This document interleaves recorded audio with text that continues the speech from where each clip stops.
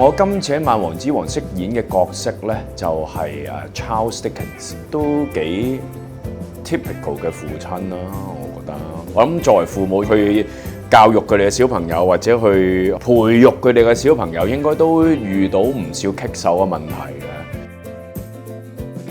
《萬王之王》就係講述Charles Dickens 點樣透過主耶穌基督嘅故仔，去同佢嘅小朋友分享一個好正面、好 positive 嘅一個信息咯。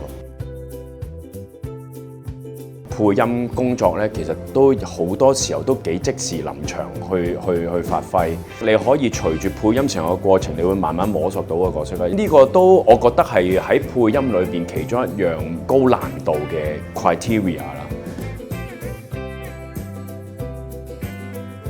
都幾後段嘅一場戲，就係我哋以翻一個 POV 嘅角度去睇翻主耶穌救我哋嘅時刻咯。一個 POV 就係我哋係已經殘廢咗，然之後主耶穌就叫我哋起身行翻屋企。呢一個處理係我睇嘅時候，我係好感動。佢選擇咁樣去表述我哋其實都係不完整、不完美嘅一群。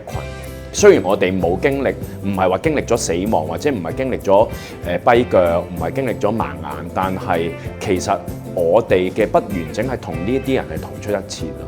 咁嗰一場其實我係都幾難忘嘅。係《萬王之王》12月20號戲院見，快啲買飛啦！